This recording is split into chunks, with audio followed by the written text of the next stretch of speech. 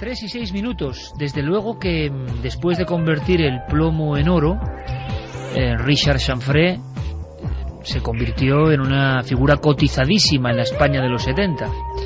Pero quedaba un último acto, y un acto más privado, como para demostrar su poder al propio Íñigo. Eso nos contó José María Íñigo, ni más ni menos, a quien rendimos homenaje esta noche en el Túnel del Tiempo, en torno al último alquimista. Porque, Diego, hay un episodio que tiene que ver ya con si el alquimista busca la piedra filosofal y la transformación del material innoble en oro, ni más ni menos, también busca la eterna juventud o la posibilidad de resucitar a los muertos. Y hay algo de eso en la siguiente historia, ¿no? Sí, porque Richard Chanfray, como buen Saint-Germain, se declaraba inmortal. Luego tenía ese secreto y se lo quiso demostrar a Íñigo en ese primer viaje que comentábamos antes a París.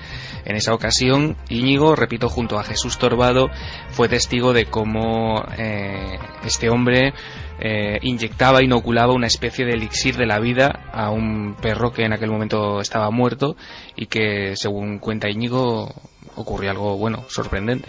Es curioso porque ¿qué hacía esta gente con un perro muerto? Que también es un poco extraño, ¿no? Tener un perro muerto, desde luego es extraño, pero Íñigo nos lo contaba además en Cuarto Milenio como algo vivido, algo real, algo que le desestabilizó, que estaba allí. ¿Qué es lo que pasó? Esto. Sí, él nos enseñó un documento del Instituto Pasteur en el que decía que el líquido que se les había entregado no estaba compuesto por material conocido por los científicos de ese instituto. Eso ponía el papel. Y preguntado qué es lo que era, él dijo que era el elixir de la vida, el líquido de la vida, el agua de la vida, una historia parecida, y que, en fin, podría hacer revivir a los muertos. Claro, en fin, no era para sonreír, pero casi. Y él propuso hacer una prueba, evidentemente no con un ser humano, sino con un animal, con un perro. Y lo hizo con un perro muerto, al que evidentemente estaba muerto, y le inyectó el líquido en cuestión, y al cabo de unos minutos empezó a moverse, a temblar, unos estertores, como si fuera se puso de pie, que dio unos pasos y murió. Vamos, y se volvió a caer.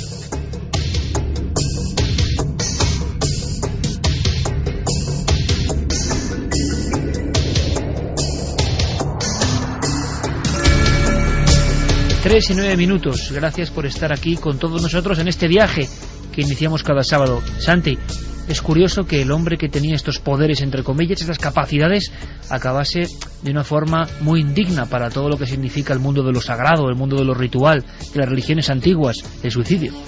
Sí, pero es curioso porque también encaja con esa serie de historias a las que me refería antes.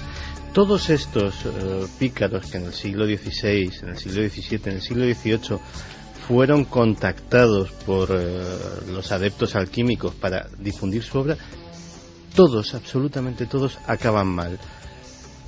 Muertos, torturados algunos por reyes ambiciosos que querían sacarles un secreto que no tenían, o, como es el caso de Chanfray, suicidados después de verse agobiados por las deudas de un tren de vida que ya no podían mantener.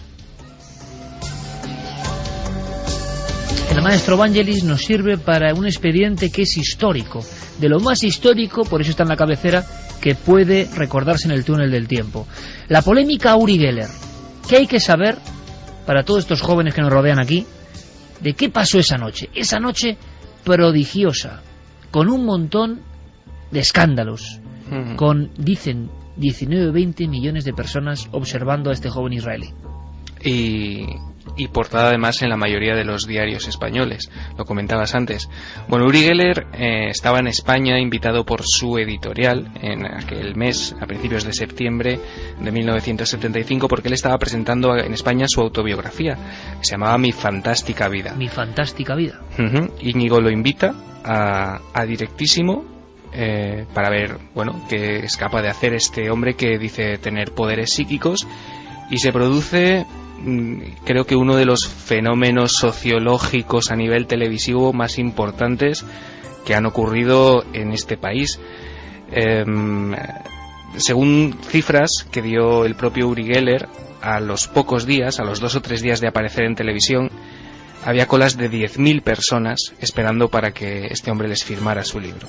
Y me lo creo, me lo creo. ¿Por qué? Por una cosa muy sencilla. Cuando vemos, por ejemplo, el ABC, que era el periódico más leído en 1975, vemos portada, editorial, páginas de opinión, ampliación en páginas 35, 66, 67, titulares de todo tipo, a favor y en contra, análisis, por ejemplo, presidente de la Sociedad Española para Psicología, nuestro amigo Ramos Pereira, Uri Geller jugó el sábado con la ley de los grandes números.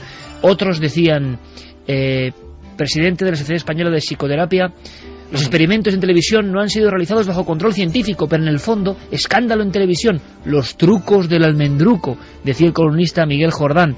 Los israelíes le acusaron de fraude, pero en el fondo, páginas, páginas y más páginas y fotos de Uri Geller. Por lo tanto, lo de 10.000 personas me lo creo perfectamente. ¿Y qué había pasado esa noche para tanto revuelo, para ese momento de la historia de la televisión en España? Pues tenemos dos objetos principales. Tenemos por un lado relojes que estaban estropeados, relojes que no funcionaban y que bajo, digamos, los auspicios de Uri Geller volvieron a la vida, al menos durante un tiempo. Se trata de un corte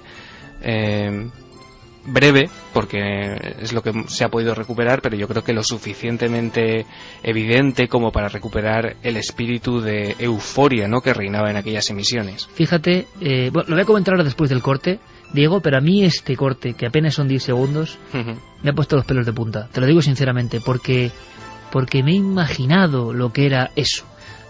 Lo que fue aquel acontecimiento, los relojes funcionando.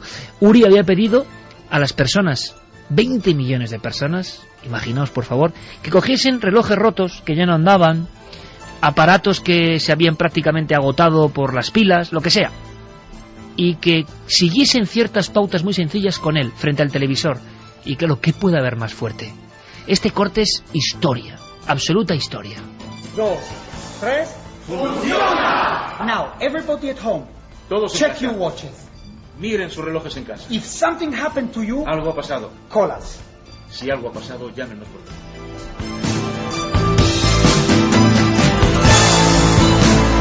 Noel, ¿puedes ponerlo otra vez? Ese funciona. Mira, yo recuerdo ahora mismo, esto es también un poco de abuelo cebolleta, pero me acuerdo de estar leyendo Zipizape, las creaciones del maestro Escobar, de la editorial Bruguera, y recuerdo que había un episodio, Zipizape siempre aparecían con la mítica pelota, que yo tengo en mi casa, por cierto, una pelota que tú me has comprado que es réplica de la de Zipizape, antigua. Bueno, pues aparecían siempre jugando en el salón, y en uno de los episodios aparece la tele, no están jugando al balón y están mirando a alguien dibujado por Escobar en la tele, el enigmático en cómic Uri Geller. Porque toda España se paralizó ante este grito de este personaje tan peculiar. 2, 3, ¡funciona! Now, everybody at home, todos check en your casa. watches. Miren sus relojes en casa. If something happened to you, algo ha pasado. Call us. Si algo ha pasado, llámenos. Llámenos. Así terminaba Uri Geller y las centralitas se colapsaron, Diego. Sí, y nombrabas antes a Juan Ramón Otaola Santibáñez, que era presidente por aquel entonces de la Sociedad Española de Psicoterapia Analítica, cuya opinión, leyéndola hoy, a mí me ha llamado bastante la atención. Le pregunta al reportero si podría haberse dado el caso de una hipnosis colectiva a través de la televisión. Qué maravilloso sería eso. Sí, y él dice, bueno, podría ser, si no hipnótico, si sugestivo. No fue lo único que Uri Geller hizo aquella noche. Hizo uno de esos momentos que se ha recordado en otras películas, en escenas, doblar metales. Sí, exacto. Como tú dices, se ha recordado hasta el punto que incluso en 2008, hace apenas 2 años, Uri Geller protagonizó en España un anuncio de una conocida marca de helados en la que esa cuchara volvía a doblarse al coger ese nuevo helado. Fue algo absolutamente espectacular, ¿no? Lo de las cucharas, cómo este hombre... truco, no truco. Íñigo muchas veces ha defendido que no era un truco porque a él mismo le dobló aquella noche su llave y no pudo irse a su casa, la llave del coche. Íñigo me ha contado a mí que paró las escaleras de un centro comercial en Madrid. Sí, sí. Las paró. Sí, sí, es una cosa sorprendente. Aquello ocurrió, como decimos, en septiembre de 1975 y es uno de esos audios que forman ya parte no solo de la sintonía del túnel del tiempo, sino de la historia casi no solo de la televisión, sino antropológica de este país. Sí, señor. Aunque en más de una ocasión me ha repetido que es difícil cuando lo tiene que hacer por orden o mandato, en este caso nuestro. Speaking. You see what's happening, the metal is being melted down. Dice que el metal se está fundiendo. And soon it's going to become like plastic. Y dice que pronto se convertirá en algo así como plástico. Concretamente esta cuchara que tengo en la mano es nueva totalmente. The reason I'm doing this, stroking the thin part, because it's fast. Yes. Dice que la razón por la cual está... Yes, you see, it's becoming plastic. Adiós. You see? Que está flotando, It's becoming very, very plastic, and there's no heat. No hay calor. It's breaking also. Dice que se va a romper. You see? The metal is being melted down. Que se funde el metal.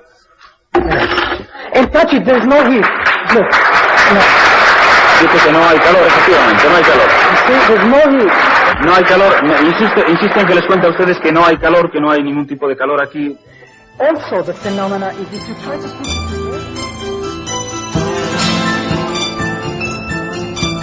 Y me dice Noel Calero, por la línea interna, cómo le pega esta música, y es verdad, es una mezcla de nostalgia y es algo extraño. Alan Parsons y Uri Geller.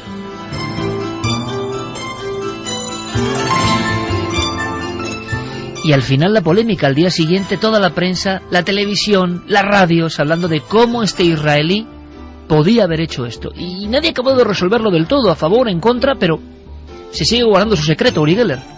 Sí, señor. Hay vídeos en internet que se supone que muestran el fraude. Uri Geller inicia batallas legales para que esos vídeos desaparezcan, pero bueno, al final siempre encuentras testimonios de gente.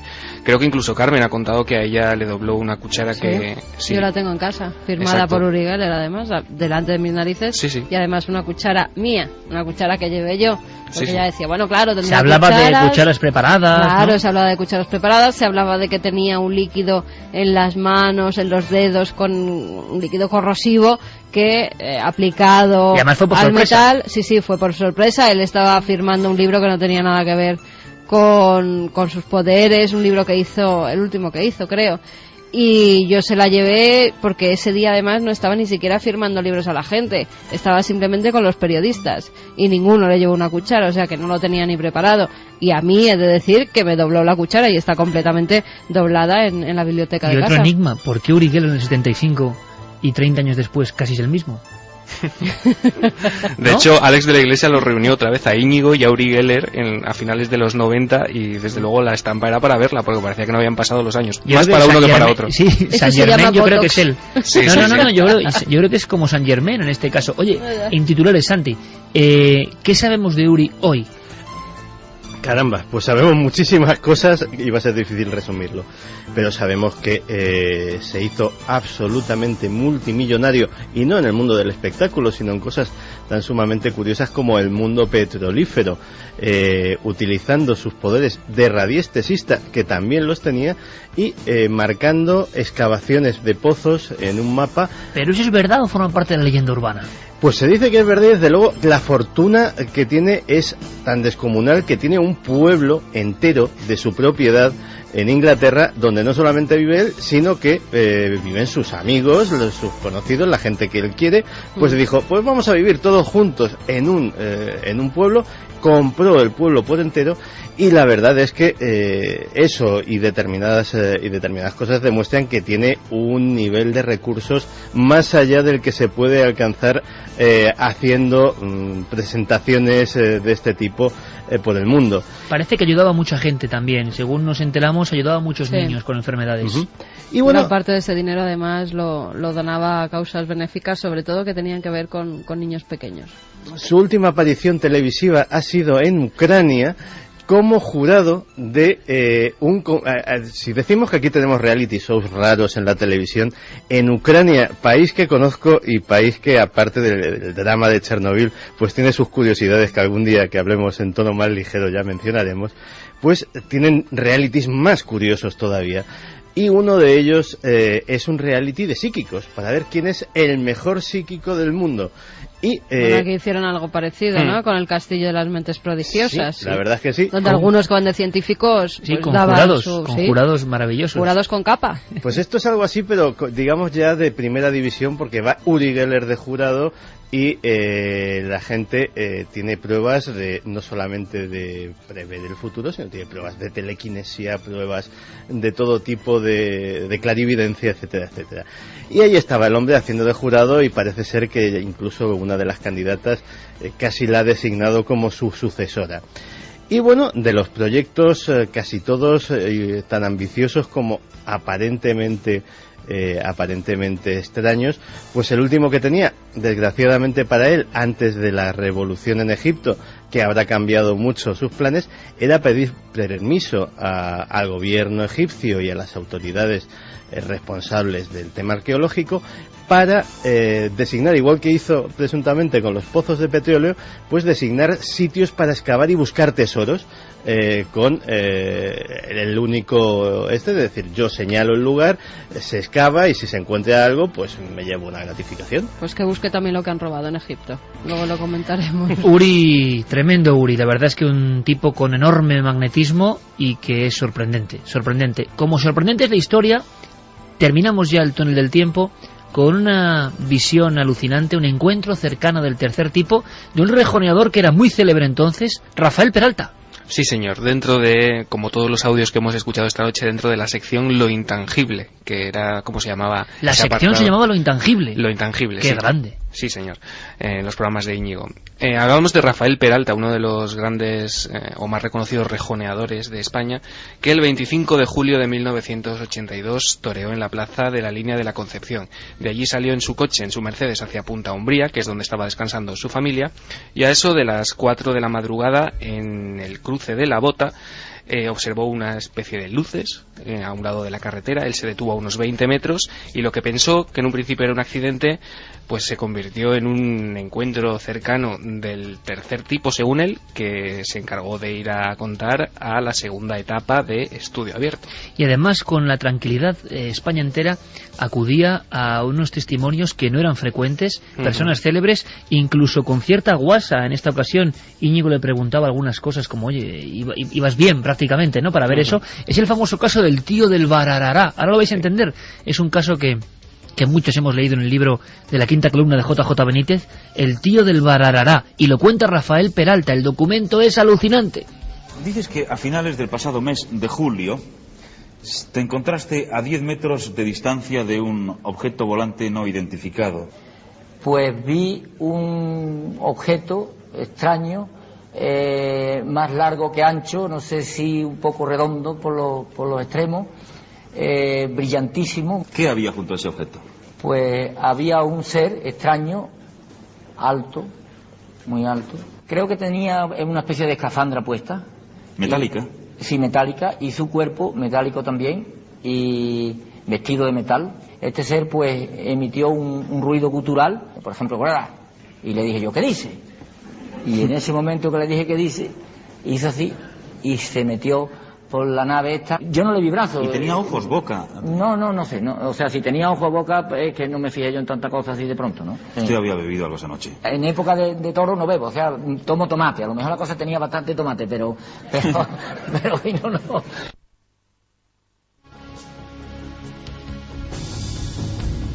Auténticas risas, pero con naturalidad, con normalidad. El caso del verdad. Este hombre es muy grande, o sea, porque dice, y le dices, ¿pero qué dices? O sea, es que me parece sí, en época de toro no bebo, el resto del año sí. El caso de Rafael Peralta, de verdad que es un caso interesantísimo, por cierto, y no tan conocido. No tan conocido. Benítez lo recogió en su libro con un dibujo como de un auténtico robot en el cruce. Es parte de la historia. Nuestro homenaje a Íñigo, al maestro Íñigo, que ha hecho tantas cosas en televisión y que es parte de la historia. Y me han escrito, Diego, que lo sepas, periodistas míticos, tanto lo han hecho para la hemeroteca de Cuarto Milenio como para el Túnel del Tiempo. ¿Y sabes lo que me decían algunos reporteros de la Gaceta del Norte, como Suárez Alba o tantos otros? Un poco gracias, ¿no? Gracias por acordaros de nuestro trabajo, porque lo hicimos con mucha ilusión. Y a mí eso, de verdad, me enorgullece. Qué honor, sí, señor. Qué bien. Y muchos, no unos pocos, muchos. ¿Qué te parece si como lección acabamos, Diego, con una frase que vale para mucho? Íñigo conoció una fama durante muchos años y también conoció otra cara, y lo cuenta como un auténtico maestro. Es que es duro, realmente es duro, aunque no quieras tú, no podría ir a ningún sitio, todo el mundo te conoce, todo el mundo te halaga, todo el mundo tal. Y cuando eso se acaba, porque se acaba el programa simplemente, el teléfono no suena, ya no te envían una maldita entrada para ir al cine, los libros que te mandaban las editoriales no llegan, los discos tampoco. Y joder, pues me habré muerto yo, a ver si estoy muerto. Pues si eres un muerto vivo, o un vivo muerto, porque ya no eres nada. Y cuando la gente te pregunta, usted ya ni tiene programa, ¿no? No tengo nada. Pero bueno, yo tengo otras cosas. Yo afortunadamente siempre he tenido, porque he entendido desde el primer día que la fama y todo esto es muy efímero y que puede acabar en cualquier momento, aunque lleves 40 años en ello. 3:26, especial homenaje a Íñigo, directísimo, estudio abierto, y qué palabras tan sabias. Pero no lo dice con sabor, yo creo, que de derrota. Hay que escuchar bien, ¿no? Las palabras y cómo suenan. Lo hace, pues, siendo alguien que conoce muy bien lo que es el percal de la fama y no la fama, y que no vive para la fama, sino que le llega porque hace su trabajo. Por eso Íñigo sigue haciendo muchas cosas, pero hasta se toma con humor negro esa circunstancia, ¿no? Esa gente, ya no tienes programa.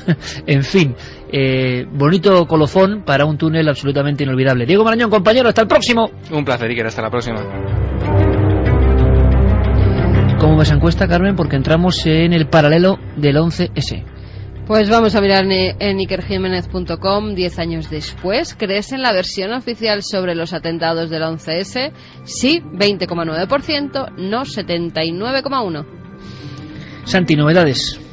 Pues hace unos días una revista muy prestigiosa y muy conocida y muy crítica también con todo lo que es la política exterior estadounidense, que se llama Foreign Policy Journal, revista de política exterior, publicó un reportaje de Michael Fullerton sobre el 11S. Michael Fullerton es uno de los promotores de una iniciativa que se llama Científicos en pro de la verdad del 11S. Es algo así como la secuela de otra ya gran, y esta ya no tan recién creada, asociación, que es Arquitectos e Ingenieros por la Verdad del 11S, que hacen una labor divulgativa de lo que ellos consideran que es la versión técnicamente correcta, porque ellos son técnicos, son, como dice su nombre, arquitectos e ingenieros que ven una serie de anomalías en el asunto, y Fullerton y sus colegas deciden crear lo mismo, pero desde el punto de vista de los científicos, y intentar señalar las anomalías científicas que ellos ven en la versión oficial del 11S. Científicos para la Verdad del 11S es de reciente creación, tiene unos 70 miembros actualmente, arquitectos e ingenieros más de 1000, y bueno, pues en este artículo hacía un repaso de lo que él creía que eran los fundamentos científicos del asunto del 11S hasta ahora. Y realmente me parece que es el momento, aprovechando este artículo, de hacer un repaso de todas estas anomalías.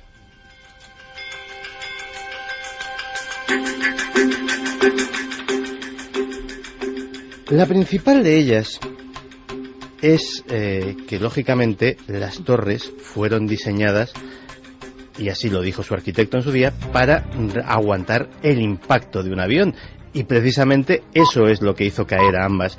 Llevaban una estructura que se llama de tubo dentro de tubo, que prácticamente las hacía invulnerables a este tipo de impactos. También se decía que un incendio del carácter de este no podía fundir en absoluto las vigas de acero enormes y resistentes. Para que nos hagamos una idea, lo que nos menciona Fullerton y lo que nos mencionan estos arquitectos e ingenieros es que el incendio dentro de las Torres Gemelas alcanzó una temperatura de máximo 900 grados centígrados, y para fundir una viga de acero de ese calibre harían falta mínimo una temperatura mínimo de 1500 grados. Tenemos 600 grados de diferencia, es mucha diferencia. Pero posiblemente el punto más controvertido es el tema del derrumbe. Yo creo que ambos, tanto los físicos de la Asociación de Científicos como los ingenieros, se han ido a fijar en lo mismo. Ese punto del derrumbe Y curiosamente hay un dato histórico, ha habido decenas o por lo menos más de uno incendios en grandes rascacielos. Nunca se ha colapsado ninguno de ellos. Curiosamente, ese día lo hicieron 3 en muy poco radio de terreno. Pues, de hecho, tuvimos hace unos años el suceso del edificio Windsor en pleno corazón financiero de Madrid, y efectivamente fue un incendio espectacular que tardó mucho tiempo en ser sofocado, pero en ningún momento hubo riesgo de que aquel edificio se desplomase, y de hecho su esqueleto ha sido algo muy complicado de quitar en ese centro de Madrid. Pues bien, estos técnicos y científicos descubren que el derrumbe de entrada es vertical, y cuando digo vertical es que se colapsa sobre sí mismo y prácticamente todos los escombros terminan en el mismo radio casi de lo que ocupaba el solar original. Para que nos hagamos una idea, que eso suceda así es algo que a los técnicos, y lo mencionan los arquitectos, que a los técnicos en demoliciones de edificios que tienen que ser tirados abajo, bien por razones legales, como ha pasado muchas veces en la costa española, o bien simplemente para edificar otra cosa encima, pues requiere un estudio, requiere una planificación, y no es fácil. Es decir, estos técnicos en demoliciones tienen que ser muy cuidadosos a la hora de cómo colocan sus cargas, de cómo planifican ese derrumbe, para que el edificio no se caiga y se lleve por delante pues otros edificios de los alrededores. Pero además, lo que más llama sobre todo la atención es que ese derrumbe vertical es en caída libre. ¿Qué es en caída libre? Pues hagámonos una idea. Si nos hubiésemos subido a las Torres Gemelas, a la azotea, al mirador que había para los turistas, y hubiésemos soltado una bola de billar para que cayese a las calles de Nueva York, esa bola habría tardado alrededor de 10 segundos en caer. Era una altura tremenda. El desplome de ambos edificios de las Torres Gemelas se verificó en 9. Estamos hablando de una diferencia de 1 segundo. De hecho, una simulación de ordenador que suelen presentar esta gente en sus conferencias demuestra que si se hubiese ido colapsando piso sobre piso, es decir, que la presión de caída de cada piso hubiese sido lo que hubiese hecho colapsarse el otro, todo el proceso habría llevado casi 2 minutos. Es decir, la diferencia es absolutamente abismal. Pero, curiosamente, eso en el caso de las Torres 1 y 2, de las Torres Gemelas. Pero es que no olvidemos que se cae otro edificio, que es la Torre 7. La Torre 7, desde en la que curiosamente era un edificio federal, había las oficinas de la CIA, de varias agencias federales importantes, y que se ve afectada por el incendio, y nadie sabe exactamente por qué se cae. Es decir, no recibe el impacto de un avión, tampoco recibe unos daños absolutamente irremediables por parte de los escombros, y sin embargo aquello colapsa en 2,25 segundos. Es decir, prácticamente también el mismo tiempo que habría tardado en tirarse esa hipotética, el edificio era de bastante menor altura, lógicamente, pero casi el mismo tiempo que hubiese tardado en caer esa hipotética bola de billar desde la azotea hasta el suelo. Bueno, y todo esto, Santi, que sacan a la luz ahora 10 años después algunos científicos, ¿qué puede significar?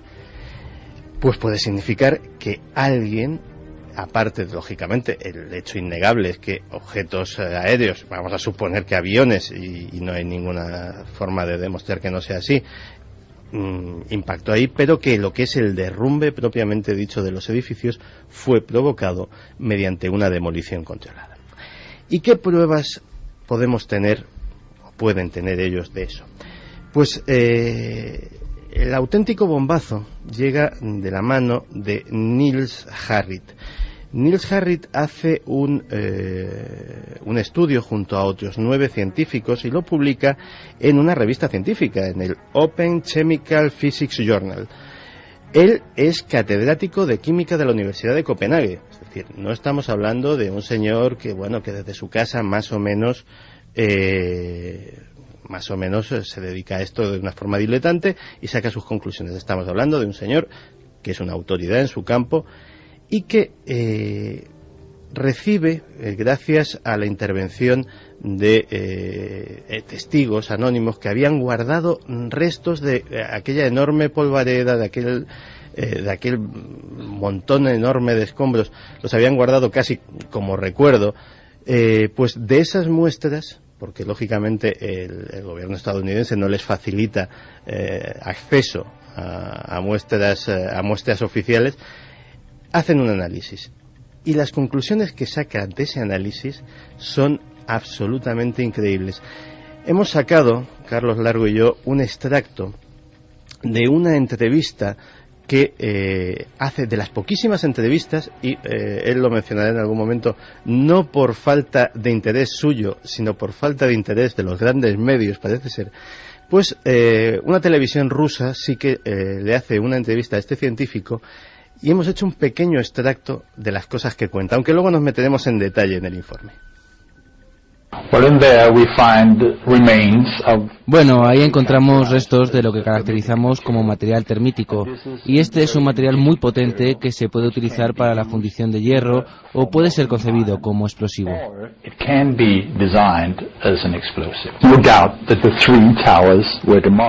No cabe duda de que las 3 torres fueron demolidas el 11S. Pero más allá de eso, hay pruebas muy sólidas de que se ha utilizado termita para fundir las vigas de acero. No sabemos si la termita que hemos encontrado es el mismo que se utilizó para fundir las vigas. Es muy posible que se utilizaran diferentes variedades, y yo personalmente estoy seguro.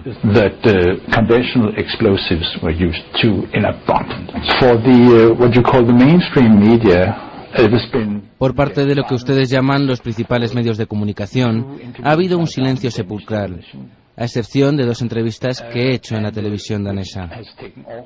Se ha hecho público en Internet en una medida que no había previsto.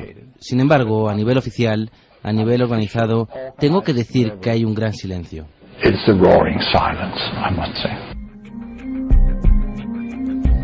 Nuestro público, ¿qué dice de todo esto? Porque la encuesta demuestra, yo aquí ni quito ni pongo, pero demuestra que casi nadie cree en la versión oficial, y eso 10 años después es un problema, imagino, para las autoridades. Pues sí, mira, Arturo de Logroño nos dice: no creo en la versión del 11S, pero tampoco creo en la versión oficial del 11M, y en España pasamos del tema. Hola, yo creo que lo del 11S no es que oculten la verdad, sino que toda la verdad oficial es una gran mentira. Saludos a todos, nos decía Maite. Saludos a todo el equipo. Cada vez que escucho en el túnel del tiempo, bueno, esta se me ha colado por en medio, que nos decía que rabia no haber vivido esa etapa, los años 60, 70, 80... Hola, no me creo la versión oficial del 11S ni tampoco la del 11M. Solo la terrorífica cantidad de coincidencias entre ambos casos me hacen sospechar que hay algo más, sea lo que sea. Es curioso porque quizá cambiando la sigla, hay que decirlo por lo que estamos recibiendo aquí a estas horas, a las 3:79, si llegamos a poner la pregunta con 11M, igual la encuesta será lo mismo, que casi nadie se cree la versión oficial. Nos lo comentaba Sergio de Madrid, y además apuntaba que a día de hoy tiene una imagen más clara de lo que ocurrió, y ojo, no digo pudo ocurrir en el 11S, pero espero, por la parte que nos toca, que algún día podamos conocer toda la verdad de lo acontecido en España aquella mañana de marzo de 2004. Se supone, se piensa que todo fue un montaje para tener una excusa para invadir Irak, acabar con Saddam y de paso hacerse una buena cantidad de petróleo, y un gran favor que la familia Bin Laden le debe a los Bush. Y por eso tiras las Torres Gemelas. José Andrés Pérez nos decía: lo primero de todo, daros las gracias por unirnos a mi novia y a mí mediante las ondas radiofónicas mientras ella está en casa y yo trabajando. Creo que el 11S fue la excusa para invadir Irak y quitar el poder a Saddam y controlar así el petróleo. Lo mismo pasó, creo yo, con la Segunda Guerra Mundial, ataque a la flota del Pacífico para que Estados Unidos entrara en guerra. O sea que mucha gente... Ahora seguimos con mensajes, que Santi de algunos datos más y a ver qué piensa la gente, pero es curioso que nuestro público, que está muy bien informado, cree esto. Nuestra opinión aquí, creen que se inmolaron miles de personas conociendo desde dentro del tema, que se tiraron 2 emblemas de la tecnología y la superioridad americana como son las Torres Gemelas y otro edificio más para justificar una guerra. Yo no quito ni pongo, pero es lo que mucha gente cree. Sorprendente. ¿Qué más datos hay, Santi? Pues bien, vamos con el análisis en cuestión. Insisto, Niels Harrit, catedrático de Química de la Universidad de Copenhague. Él recibe estas muestras y lleva a cabo los análisis pertinentes. Y descubre al microscopio que, mezclado con el polvo, el cemento, etcétera, etcétera, hay unas micropartículas de un color entre rojizo y grisáceo que no tendrían que estar ahí, que no corresponden a ningún componente del edificio, por decirlo de alguna manera. Y se centra en el análisis de esas partículas. Y esas partículas resultan ser trazas de nanotermita. Estamos hablando de un explosivo muy potente que puede ser, según cómo sea manipulado, puede ser utilizado como un potente incendiario o como un alto explosivo. Básicamente su capacidad es generar altísimas temperaturas. Sería, por ejemplo, el explosivo ideal para derretir pilares de acero, por ejemplo. Así pensando mal, ¿no? Y ese explosivo tiene una particularidad, porque claro, aquí estamos diciendo, mira, son unas muestras que a fin de cuentas han llegado de ciudadanos, que bueno, se podían estar contaminadas. El gravísimo problema es que estamos hablando de un explosivo militar. Es decir, nadie puede, ni siquiera en una mina, digamos por caso, decir, no, yo voy a comprar nanotermita para engañar a este buen señor y colocarla ahí. No, estamos hablando de algo muy exclusivo, muy difícil de obtener y que sin embargo aparece en esas muestras. Entonces, claro, Niels Harrit, su equipo, los arquitectos e ingenieros, los científicos por la verdad del 11S, etcétera, etcétera, señalan sobre todo a un culpable del ocultamiento, y es el Instituto de Estándares y Tecnología de Estados Unidos, que es el encargado, es una agencia federal, a la que se le encarga en la investigación sobre el 11S hacer el estudio técnico. Y pasa como con el caso de la Comisión Warren y el asunto JFK, que un montón de obviedades, de cosas de sentido común, como las que acabamos de citar, no solamente son pasadas por alto, sino que algunos pasajes de ese informe son contrarias a la versión que sería más lógica. Como dice Niels Harrit, en pura ciencia, la explicación más sencilla tiene que ser la cierta, o por lo menos es la que más posibilidades tiene de ser cierta. Si tú elaboras una teoría muy compleja para explicar algo muy sencillo y que tiene una explicación mucho más simple, algo está fallando en tu teoría. Pues es de eso concretamente de lo que acusan a esta agencia federal. Y bueno, en esa lucha están. Hace un tiempo pasaron por España, supongo que volverán a dar alguna conferencia por aquí. En Internet hay un montón de filmaciones suyas. En Internet eco, pero en los medios oficiales cero. Cero. Ni agencias, ni grandes medios de comunicación, exceptuando este comentario aquí en Milenio 3, prácticamente para el mundo de los grandes medios de la comunicación, estas asociaciones no existen.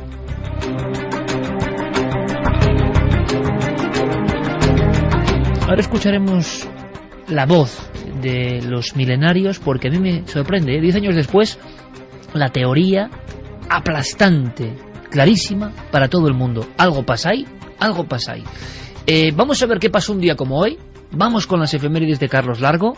Me comentabas que había alguna cosa que tiene que ver con Egipto, y alguna novedad de las piezas robadas. Sí, han encontrado una de las piezas robadas que estaba junto a un contenedor de basura. Se ve que los ladrones no sabían qué hacer con ella y la dejaron ahí. Un estudiante de 16 años la ha encontrado y la ha devuelto al museo, pero hay todavía 18 piezas que siguen sin aparecer. Las 18 piezas perdidas. Más se cree que han saqueado algunas tumbas también, y por el momento no se sabe qué piezas se han podido llevar. Estamos en un momento, ¿verdad? Estamos en un momento donde están pasando tantas cosas. Bueno, y mañana abren ya el Museo del Cairo. ¿Mañana? Mañana.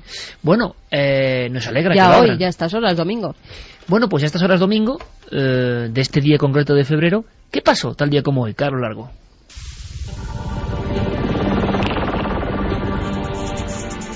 El 20 de febrero de 1912 nace Pierre Boulle, afamado escritor francés de ciencia ficción, que dio lugar a una de las obras literarias más aplaudidas posteriormente en los cines de todo el mundo, El planeta de los simios. ¡Cairo! ¿Por qué te has escapado? Policía de seguridad. Está bajo mi protección. Ya no, señora. Ahora está bajo la custodia del Ministerio de Ciencia. ¡Quita tus sucias patas de encima, mono asqueroso! 20 de febrero de 1959. Los familiares de 9 alpinistas dan la voz de alarma ante su desaparición en los montes Urales.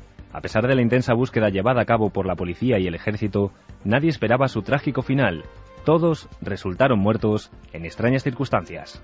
Según la autopsia, las víctimas habían fallecido entre 6 y 8 horas después de ingerir su última cena. Las muertes se habían producido por hipotermia. Las temperaturas, de 30 grados bajo cero, no les habían dejado ninguna opción de supervivencia. Los cuerpos también presentaban lesiones internas de naturaleza desconocida, que solo podrían haberse producido si hubieran estado sometidos a una tremenda presión interna. Además, los cadáveres presentaban índices anormales de radiactividad. 20 de febrero de 1962. John Glenn se convierte en el primer astronauta norteamericano que estuvo en órbita alrededor de la Tierra. Un año antes lo había conseguido el ruso Gagarin. Para mí esto es totalmente ridículo. No estamos investigando los mismos aspectos. Sabemos, por supuesto, todas las implicaciones que conlleva el proyecto, pero este programa científico se lleva realizando desde hace tiempo y se ha pensado cuidadosamente paso por paso. Así podremos finalmente explorar lo que ocurre en el espacio. 20 de febrero de 2003. Los Reyes inauguran el remodelado Hospital de las Cinco Llagas en Sevilla, un lugar marcado por numerosas leyendas y fenómenos paranormales. ¿Tú recuerdas que aquí estaba la urgencia? Ellos son el recuerdo de uno de los edificios por el que han pasado más vidas de toda la ciudad. Solo 3 familias tenían sus casas dentro. La de Rafael era una de ellas. Su padre se ocupó de la administración en los 50 y hasta su cierre. En esta galería forman parte de la historia mía dentro de este hospital. Pero también los hay quienes relacionan este edificio con su propia leyenda, como la del espectro de Sor Úrsula. Para los que han vivido aquí, ella salvó muchas vidas gracias a su gran sentido de la disciplina y el orden. 20 de febrero de 2005, la efeméride de Milenio 3. La nave del misterio realizaba un dossier especial sobre profanaciones en cementerios españoles. Una de las más extrañas, la que nos narraba nuestro compañero Miguel Mena, de Radio Zaragoza. 145 nichos de la parte vieja del cementerio de Zaragoza fueron atacados a martillazos en la madrugada del jueves día 10 de febrero. Los autores de estos actos golpearon las fotografías de los difuntos impresas en chapa y en otros materiales similares y colocadas en la superficie de las lápidas. Cada una de las fotografías fue golpeada con saña, hasta borrar por completo el rostro del difunto. Los nichos que no lucían imágenes fueron respetados, así como aquellos en los que el retrato mostraba a niños o jóvenes. Se da la circunstancia de que una foto de un bebé muestra un solo golpe, como si los autores se hubieran parado al descubrir que quien estaba enterrado allí era un niño. Y algo pasado, se está hablando mucho del sol, de su poder benéfico y también del maléfico, entre comillas, y ha ocurrido algo ayer. Ha ocurrido los días 13, 14 y 15 de febrero. El que más afectó, el del día 15 de febrero, porque desde el año 2006 no había una erupción del Sol, una eyección de masa coronaria, así se llama, pues no llegaba hasta tan cerca de la Tierra. Esto afectaba a las redes eléctricas, a los sistemas de comunicaciones, a los satélites. En 2006 ya pasó, cuando se cae la red, por ejemplo, de Internet, que la gente decía que no funcionaba, bueno, pues era por una masa coronal, que estaba demasiado cerca de la Tierra, y hasta tal punto, Iker, se producen estas masas, estas llamaradas del Sol, pues bueno, que hay que tenerlas controladas, o eso es lo que dicen los científicos, porque es peligroso si se acerca demasiado a nuestro planeta. Se está mirando mucho al Sol como elemento que puede afectar a la Tierra. Se habla de tormentas solares. En los últimos días se ha incrementado. Se habla también de un periodo en el que no hemos tenido manchas solares. Recientemente se ha hablado de 2 agujeros, o eso han dicho, en la superficie solar. Preguntamos, por supuesto, al director de la Sociedad Astronómica Española, nuestro amigo Miguel Gilarte, porque dice que esto puede ser, pero un auténtico peligro. Bueno, pues hemos vivido una época en los últimos años de una inactividad solar total, desconocida desde hace decenas de años, pero ahora el Sol vuelve a resurgir con impactantes llamaradas, cientos de veces más grandes que nuestro planeta. Si una de esas llamaradas gigantescas fuera en dirección a la Tierra, los efectos serían muy negativos. Si nos cogieran de lleno, nuestras telecomunicaciones desaparecerían.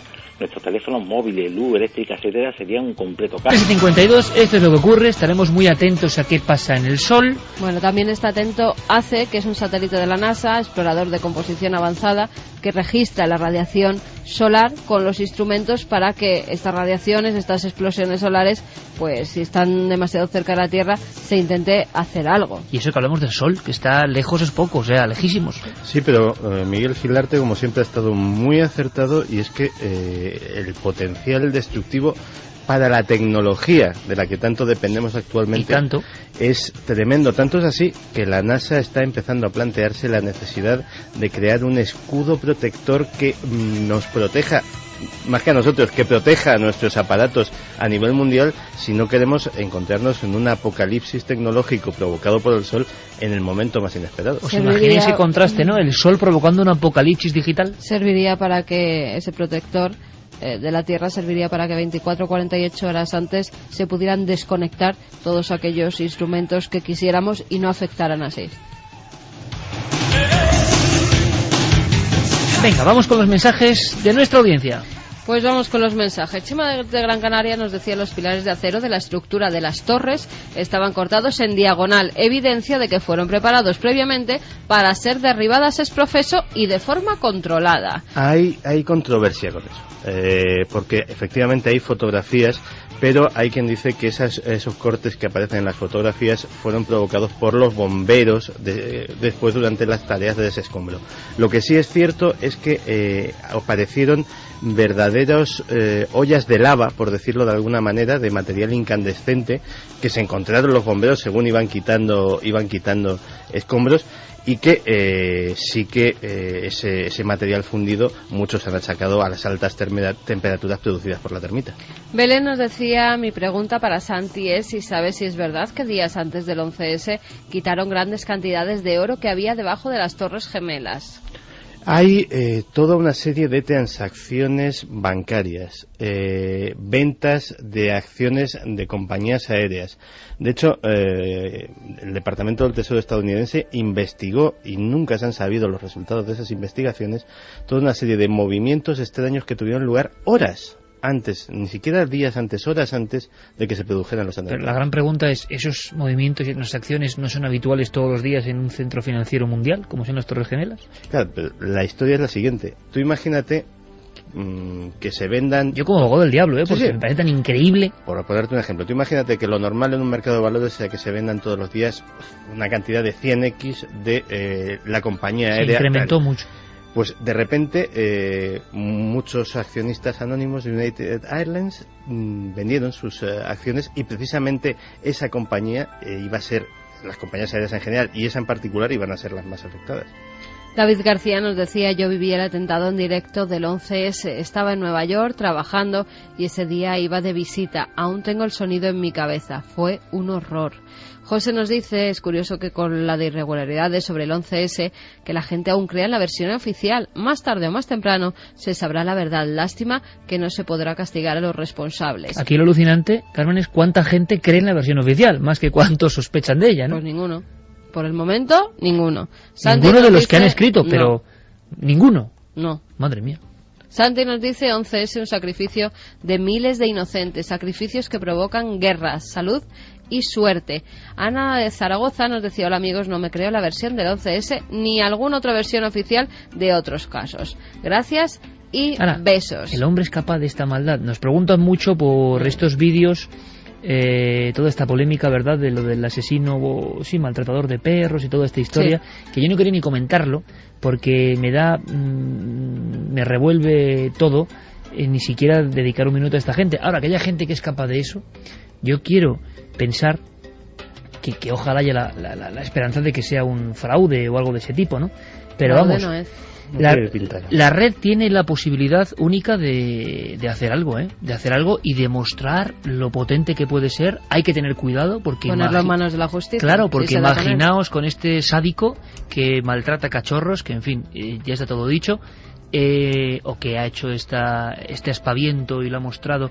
Incluso había gente que imagino que para capturar datos de él se hacía pasar por seguidores, que no me lo puedo creer, que haya nadie que siga esto.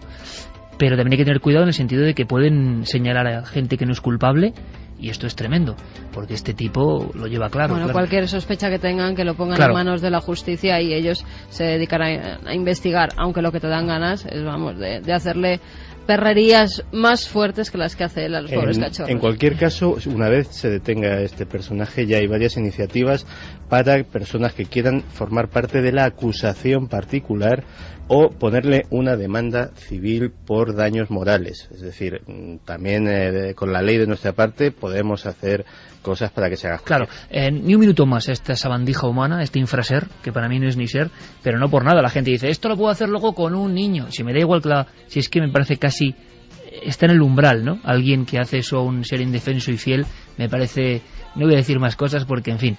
Bueno, un abrazo para Juan Francisco, que esta semana nos estaba escuchando. Dice que es el peor programa, el más triste que ha escuchado nunca, porque su perro Bola ha muerto justo esta semana y que lo escuchaban siempre juntos y le echa mucho de menos. Y es curioso que en la misma humanidad, me dice a veces Javier Sierra, que sigue con su promoción del Ángel Perdido y que estará con nosotros la próxima semana, que parece que es que hay diferentes humanidades. No es muy fácil entender cómo hay gente que despierta cierta sensibilidad a los animales o a lo que sea, y luego otros que se comporten de esa forma, ¿no?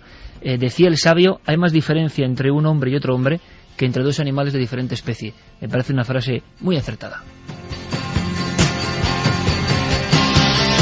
Pero para mí, sinceramente, maldición. Vamos con los ganadores de Mother. Media 3 nos enviaba esta película de terror japonés, thriller, asesinatos. Bueno, ganadores, Josemi. Pienso que hay muchas enfermedades que son ensayos genéticos que se les han ido de las manos. Javi Millán de Madrid. Hola, buenas noches. Estoy siguiendo paralelamente el programa en internet y he encontrado multitud de artículos, entre ellos uno que indica que en Estados Unidos están investigando la posibilidad de crear priones sintéticos. Exactamente, ¿Puede ser esa una noticia. Forma de crear una contramedida para las enfermedades priónicas letales? Ojalá, pero la noticia era de un prión sintético. Belén nos decía, buenas noches, mi pregunta, los priones de nuestro cerebro, los no contagiados, ¿qué función tienen? Gracias por hacer que los domingos nos levantemos un poco menos ignorantes. Pues son proteínas que incluso protegen lo que sería el sistema neuronal, pero algunas cambian. En fin, nosotros hemos intentado aprender esta noche. Un abrazo también para Luis, que nos escucha desde un barco en pleno océano Índico. Oh, vaya lugar. Oye, Luis, ojo visor, que igual los ovnis están cerca, ¿eh? Y si no, a mirar las estrellas, que es maravilloso. Damos un brinco y, atención, teletipo, yo soy antiguo, ya saben, teletipo, ya sabéis, teletipo de última hora. El eco de una noticia se mide hoy en día de muchas formas. Seguramente antes era a través del periódico Al Día Siguiente, del informativo. Hoy la red de redes es tan potente, es tan inconsciente colectivo, que te dice en ese instante lo que casi todo el mundo está debatiendo. El sistema de Twitter es el que más popularidad tiene, millones de usuarios, y hay una novedad respecto a nuestro programa. Fermín Agustí, compañero, teletipo de última hora. O Hola. Twitter de última hora, ¿no? Un Twitter de última hora. Nada más nos lo informa Guillermo León, nuestro compañero, como hemos empezado el programa de Carlos, que se han escuchado las risas, es el trend topic de Twitter ahora mismo en España. Calcula hasta la 7ª posición, es decir, es una de las cosas más comentadas esta noche. Que se puede cifrar en millones de personas hablando sobre la grabación de Carlos Largo en España y en habla hispana.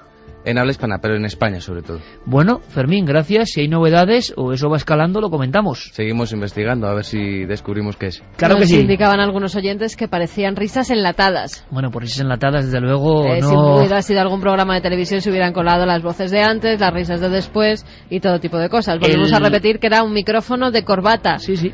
Si alguien de técnica, sabe que... Y con un disco de magnético de XD-Cam, de cámara de última tecnología, el micrófono puesto en la chaqueta de la muchacha que está hablando, bueno, en este caso de la madre, y todos los medios de aislamiento para hacer una grabación de televisión. Y sobre todo, lo interesante de todo esto, amigos, es que no sabíamos nada nosotros, los primeros. Segundo, que revisando la grabación no hay una sola voz, no hay una sola palabra, solo hay un ruido muy ligero que puede ser de un motor, que hemos comprobado ahora en la serie de noticias y que no escuchamos nada. O sea, no hay nada tan claro como esa voz. Pues en fin, trending topic, que esto queda como muy... Trend topic, ¿no? Trending topic, muy moderno. Yo no entiendo mucho de esto, pero significa que millones quizá de amigos en España y en América están hablando de este asunto. Estoy leyendo algunos de los tweets de la gente y la verdad es que hay... Dime. Están comentando, hay uno que dice, puf, no me pongáis más esa risa. Yo lo escucho, yo no lo escucho, señores que hoy no duermen... ¿de verdad se ha colado una risa extraña? Por favor, ¿alguien lo ha grabado? ¡Qué mal rollo! Desde luego está siendo sumamente comentado. Bueno, pues para los amigos de Twitter va la voz otra vez, en su formato completo. Va a ser la última vez que se ponga en este programa. Y en este de hoy. Gracias a toda esa comunidad de tuiteros que están pasándose mensajes y que han considerado que es el Twitter de Milenio 3, ¿no? La nave del misterio. Efectivamente. La nave del misterio. Comandado por Guillermo León. Y claro, ya acabas de anunciar y automáticamente viene la reacción. Otra vez las risitas, ¡qué miedo! Sí, claro. Pues ahí van, porque de verdad es la primera vez que algo nos ha sorprendido de esta forma, de esta manera, y queremos saber qué es. Si tenéis alguna idea de qué puede ser, de qué os suena, pues estamos dispuestos, queremos investigar. Esto es como nos pasa con las fotos de Cuarto Milenio. Nosotros queremos resolver el misterio, pero esta vez el misterio de verdad nos ha pegado fuerte. Carlos Largo, caso en Valencia, grabaciones que hemos repasado antes tranquilamente aquí en la radio, la ventana cerrada, grabando, y de verdad yo no puedo olvidar la sensación. He mirado a Santi el primero y luego a Javi, y nos hemos quedado así diciendo, bueno, ¿pero qué es esto? Y yo primero he pensado, ¿cómo han grabado estos? Con alguien riéndose, pero esa risa era como demasiado presente. En fin, como un poco psicofónica, sinceramente. Vamos a escucharlo. Como si hubieran dado un bofetón grande, y mamá es el hombre, ella siempre decía que era un hombre. No cabe la menor duda, amigos. Ahí está, así es el misterio. No sabemos qué es, pero así es el misterio. Y nos sorprende mucho, y nos apasiona que ocurra, y que ocurra en directo, como debe ser. Amigos de Twitter, gracias, Guillermo León.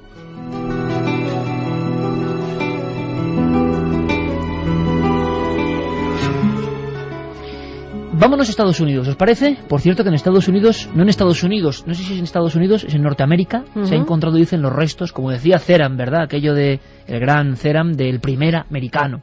Se han encontrado restos. Sí, en Alaska. En Alaska. De un niño incinerado hace 11.500 años. Un niño que vivió en la edad de hielo, y son los restos más antiguos hallados hasta ahora. Además, han hecho las pruebas del carbono 14 porque al parecer ese pequeño han encontrado algunos dientes, pero fue incinerado en lo que era el hogar. Al parecer hicieron un fuego que también utilizaban para cosas de cocina, y después de incinerar a ese niño que tendría unos 3 años, taparon tanto el sitio donde habían llevado a cabo la cremación como la casa. Y entonces se ha quedado como si fuera una cápsula del tiempo que ahora han podido analizar. Es curioso, un programa que hemos dedicado a los niños, y hoy se descubre de alguna forma este primer niño americano en Alaska, que es una zona muy especial. El estrecho de Bering está ahí y tiene mucho que ver con lo que se supone que son las migraciones en la antigüedad. Lo ha publicado además la revista Science Seeker. Y dicen que se trata de los restos humanos más antiguos encontrados en el norte de América, y el segundo niño más joven de la edad de hielo hallado en el continente. Esto daría para mucho, Javier, pero una vez más las manillas del reloj, de lo que se suponía, de lo que a veces es dogmático, que van retrasándose, la arqueología como fuente de sorpresas, a ver si hay sorpresas cada vez más gordas. Algunas ya ha habido, que no se siguen comentando, como el hallazgo de una nueva especie que convivió con neandertales y con Homo sapiens, se ha quedado ahí, pero es cierto que la mayoría de libros tienen que variar a partir de eso, y lo estamos viviendo. Sí, esta en concreto parece que tiende a confirmar el dogma de que los seres humanos llegaron a América en torno a esas fechas, en torno al 10.000 antes de Cristo, más o menos, en plena edad del hielo, cuando se podía cruzar por el estrecho de Bering congelado. Sí, pero si son 11.000 y hay un rito... Sí, no, aquí estamos hablando, de la confirmación, digamos, de esa población, pero eso no quiere decir que esos sean los primeros seres humanos que estuvieran en América. Hay indicios en muchos otros lugares, y especialmente en el cono suramericano, que permiten suponer que la población humana en América es muy, muy anterior, y por lo tanto no fue atravesando el estrecho de Bering helado, sino quizá por otros métodos como llegaron a América. Yo tengo muchos libros donde, y además he repasado algunos libros, donde se da como máximo 6.500, 7.000 años como norma básica en los primeros asentamientos, y ya tenemos 11.000 y pico años con ritos elaborados. Todo se atrasa. O sea, lo que vienen a decir todas estas noticias es que el calendario de la civilización va a seguir atrasándose. Oye, por cierto, Javier, enhorabuena, felicidades por ese número 1 en todas las listas. Bueno, yo estoy asombrado también, la verdad, y agradecido. Te estás dando un curro impresionante. Es verdad. Te estás recorriendo España con un autobús que parece todas el autobús las listas fantástico. De ventas de libros. De todas las listas de ventas de libros. Sí, claro. Que esas son las clásicas. Esas no son de Twitter, sino son las clásicas en papel. El ángel perdido, número 1, y como es un compañero nuestro, nos da tanta satisfacción, nos llena de orgullo, porque ojo, Santi, yo creo que desde Caballo de Troya, que tendríamos que revisar sus datos, no ha habido en 25 años un libro de un investigador del misterio. Por mucho que haga novela, es novela de investigación, y Javier es lo que es, un periodista del misterio también, en el número 1 de todas las listas. Ahora habrá quien diga, como siempre, no, sí, claro, porque ya me sé cómo es la historia, claro, con todo ese marketing y con todo ese tal, y estamos... Bueno, ya se habla del Sierra Bus. Sí. ¿Por qué ciudad aparecerá esta estamos vez? más que acostumbrados Castilla, esta semana que viene es Castilla mítica. Sí. Más acostumbrados a un montón de plataformas de publicidad y que luego nada de nada, porque el oyente es muy sabio. Y digo todo esto, Javier, para trasladar, o hazlo tú si quieres, porque ha recibido además un montón de cariño de milenarios en todo ese trayecto, en toda esa peregrinación. Y como nosotros no últimamente pues estamos no encadenados gustosamente, ¿no? Pero aquí no tenemos el eco, ¿no?, de la gente, no hemos ido hace años a la Feria del Libro, recibir todo ese cariño de la gente que nos encontramos por la calle y que claro, pero así acumulado, pues me gusta mucho saber que a Javier Sierra le hacen llegar además con gestos como muy humanos, ¿no?, el cariño al programa, y eso yo creo que hay que reconocerlo. Hay, para el anecdotario, muchos pequeños detalles de estos últimos días. He recorrido ya 8 ciudades de las casi 40 que están previstas hasta el próximo 23 de abril, y la verdad que es muy impresionante, porque en esos instantes, a veces segundos, a veces un minuto que pasas con la gente, he firmado, para que te hagas una idea, en esas 8 ciudades 935 libros, que se dice pronto. Muchos son de oyentes de este programa, de milenarios, de gente que... Y además con un rollo, hay que decirlo así, muy especial, muy auténtico, ¿no? Sí, muy respetuoso. Que me transmiten el entusiasmo por tantos años escuchando este programa. Y fíjate, lo más emocionante es que los hay de todas las edades. Nosotros quizá tenemos la visión sesgada por las nuevas tecnologías de que son los oyentes más jóvenes, los que están ahí detrás escuchándonos y que, en fin, nos siguen, nos envían su información, sus comentarios. Pero es que hay mucha gente mayor que también nos está escuchando. Yo recuerdo en Zaragoza haberme encontrado con un coronel del ejército retirado, en fin, alto como un coloso, que me comentaba también que escuchaba este programa desde hacía años, y muchos otros que nos siguen. Hay un detalle muy emocionante de un taxista, ¿verdad? A mí es que me ha encantado esta historia. Sí, Félix, bueno, me acordaré porque tomé además nota de su historia inmediatamente en el cuaderno de campo. Él estuvo escuchando el día que hicimos la transmisión desde el Monte Ararat con César Pérez de Tudela. ¿Te acuerdas que era de madrugada? Empezábamos el ascenso. Me acuerdo sobre todo de la bota. Sí, pues fíjate, estábamos iniciando el ascenso de madrugada hacia la cumbre. Era nuestra última jornada allá arriba. Debía haber unos 22 grados bajo cero en ese momento, en el momento de la conexión. Y Félix, que en ese momento hacía el turno de noche en su taxi, decidió, me lo dijo él, quitar el libre para que no se colara ningún cliente en ese momento en el interior del vehículo y poder seguir la retransmisión con los oídos y los ojos muy abiertos. Pues son pequeños detalles, ¿no? Seguro que insignificantes. Además, para muchos. Escribían tanto Félix como su mujer Monse, sí, para darnos ese saludo que lo transmitieron a través de Javier. Es que tú, fíjate. Y que, por supuesto, ayer mismo nos contaba la anécdota y nos decía que nos transmitía el saludo de Monse y de Félix. Nos vais a permitir, amigos, porque también es un homenaje a vosotros, ¿no? Estos minutillos antes de meternos en la harina del costal de las conspiraciones, porque claro, en el tiempo de crisis que hay, que un taxista, que un abrazo a todos los amigos taxistas, a todos, que nos tratan fenomenal siempre, que oye, que es que los clientes están muy caros, que estamos pasándolo muy mal, que hay poco dinero en la calle, pues que uno quite el libre, porque está enganchado al programa y no quiere que le interrumpan, me parece tan gráfico, tan bonito, tan hermoso, que hay que agradecerlo y dedicarle pues este abrazo cósmico. Gracias a todos, amigos. Javier Sierra ha sido un poco embajador milenario también a raíz de su gira del Ángel Perdido y ha vivido ese calor. Esto, como dicen algunos clubes de fútbol, parece ya mucho más que un programa de radio, ¿no? Y así lo sentimos. Gracias a todos. Pero ahora, Coque Noel, vámonos con la conspiración pura y dura. Santi, la noticia viene de Estados Unidos.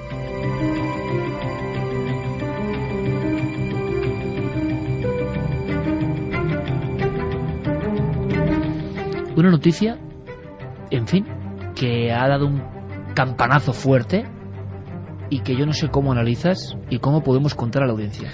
Pues mira, la noticia, el titular es que el ejército norteamericano utilizó técnicas de guerra psicológica y control mental sobre sus propios senadores y, añado, sobre dignatarios extranjeros que visitaron Afganistán.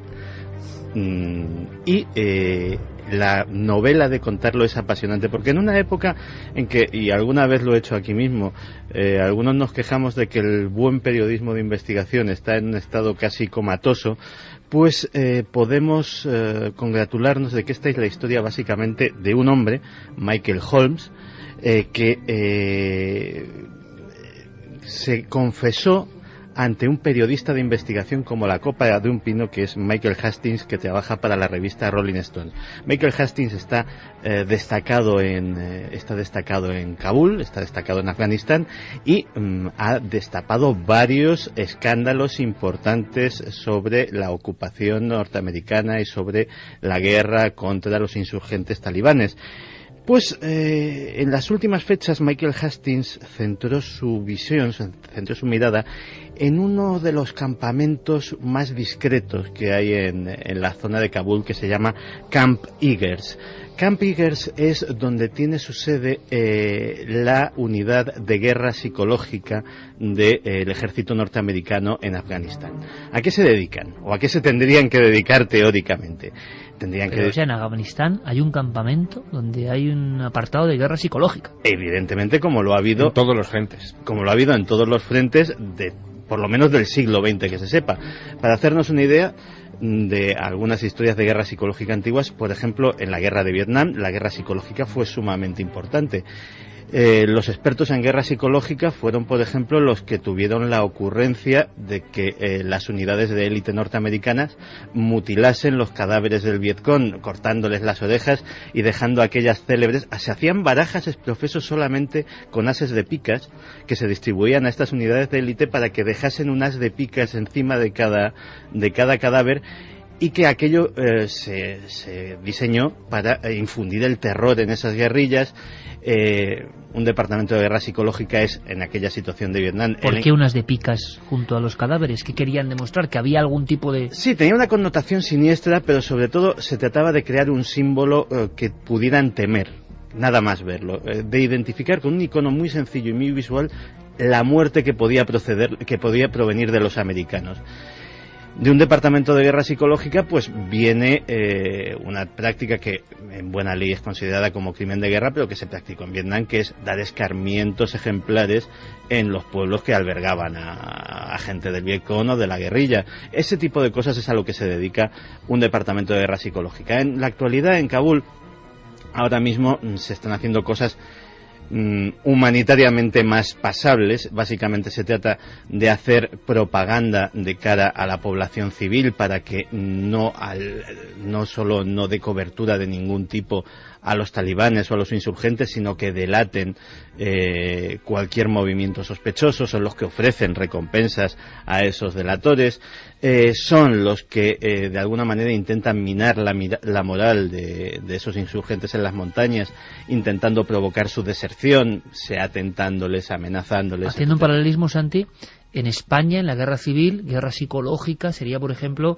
los discursos radiados de Queipo de Llano para ascender por el sur, que causaban auténtico terror solo de palabra y hacían huir en muchas ocasiones a ejércitos contrarios, ¿no? Evidentemente, como las emisiones en inglés que hacían los nazis durante la batalla de Inglaterra, como las emisiones en alemán y en francés que se hacían desde la BBC. Es decir, es una práctica que por lo menos a lo largo del siglo XX se ha llevado a cabo siempre hacia el enemigo. Pero claro, lo que se encuentra Michael Hastings cuando empieza a escarbar en este lugar es que hay un oficial, Michael Holmes, que no está del todo conforme con algunas cosas. ¿Se ha arrepentido? Sí, y empieza a confesarle cierta información y a pasarle ciertos documentos que parece ser que la sustentan. Y es que parece ser que Michael Holmes, cuando llega a Afganistán, es llamado por el teniente general William Caldwell, que le hace una propuesta absolutamente inmoral y absolutamente ilegal en los Estados Unidos. Pero veamos que sea el propio Michael Hastings, que tenemos un corte de una entrevista, el que nos lo explique. Escuchamos a Michael Hastings. Bien, lo que creo que es más interesante es que esta unidad se resistió, por lo que lo más importante no es el misterio que hay detrás de ello o los recursos que se utilizaron. La misión original, la que se supone que realmente tenían que hacer, era ejercer una influencia, pero cuando llegaron allí, el general Caldwell y sus hombres dijeron: no, lo que realmente queremos es que trabajéis en sugestionar a senadores y oficiales militares. Pero lo que ocurrió es que el líder de la operación dijo que creía que era totalmente ilegal hacerlo, así que se ha convertido en todo un dilema. No sabemos el impacto que hubo realmente en dichas operaciones.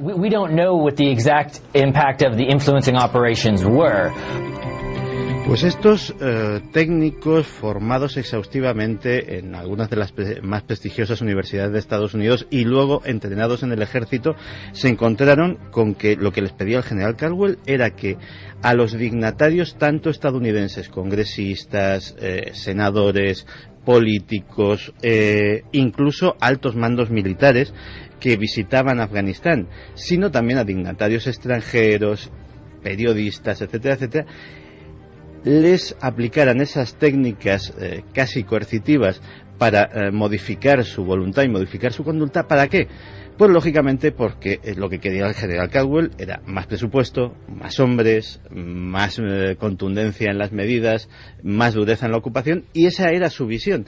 Entonces él tenía esa herramienta que era ese departamento de guerra psicológica y lo utilizó en su provecho. ¿Qué sucede? Y de aquí viene el escándalo.